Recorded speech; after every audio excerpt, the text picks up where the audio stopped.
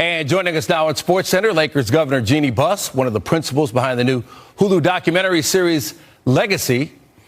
Jeanie, first of all, thanks for joining us. And why was it important for you to tell the story of the Lakers from the standpoint of the family that helped make the Lakers what they are? You know, we're coming up on the 10-year anniversary from when my father, Dr. Jerry Buss, passed away. And just looking back and thinking about all the innovations he brought to the NBA, we felt that the story was worth telling. So this is actually 7 years in the making.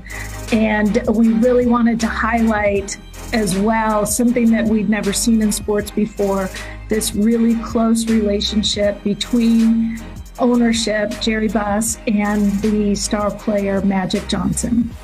Let's talk about the Lakers right now. Obviously, the team missed the playoffs last year, and for some NBA franchises, you have up years, you have down years, but living here in Los Angeles, I understand the passion of the fans here, and just down years just aren't supposed to happen. So how is it different from your perspective having to deal with that? You know, the Laker fans have expectations, as they should. Dr. Buss created a brand that was consistently competing for NBA championships, as you can see behind me. Yes. They call it a humble brag. Laker fans were spoiled during the Showtime era and the Shaq Kobe era.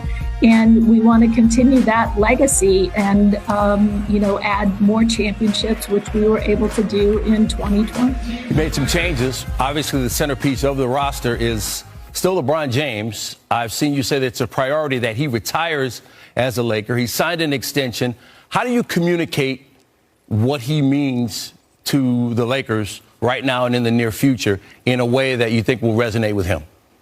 LeBron is still at the top of his game. He is, you know, hardworking and a great leader. And, you know, I'm just thrilled that he has extended his contract. We're going to look forward to him as he gets closer to breaking the all-time scoring record held currently by Kareem Abdul-Jabbar, you know, a record that we thought would never be broken. And here we are. You know, it should happen this season if everything goes well. I saw in some earlier interviews, you said that Russell Westbrook was the best player on the team last season. It was outrage. And then you came back and said by that you meant most consistent player because he played 78 games last season when there were a lot of injuries on the squad. Anything to add to that, just for clarity? Yeah, I mean, you know, I lean into that. That's, you know, we needed players on the court that were healthy, and he was the most consistent player we had. He worked hard. He showed up for every game, and I appreciate that in a player. And hopefully we'll have a season where we'll actually get to see all of our big stars play together and be healthy and stay on the court. You also added all-around pest, and I mean that in a good way, of Patrick Beverley. What does he add to the roster? You know, it's funny. The day the trade happened, he was already here shooting baskets. So I know he brings a lot of toughness, hard work, determination, a strong voice in the locker room. So we look forward to having Patrick Beverley as a Laker. Now, I've seen your vast jewelry collection that there's one ring that you're wearing right now. I have an idea of which one it is, but I'm going to ask you, which one is it? Yes, I'm wearing the ring from 2020, which, you know, as we all did during the pandemic, it was such a tough year. And to win a championship in that year, I think was extra special. And I wear this proudly.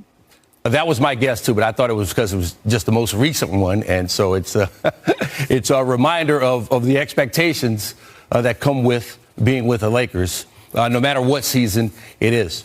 We certainly appreciate having you on the show. And from what I can tell, people are really enjoying Legacy. So best of luck with that the rest of the way as well. Thank you very much.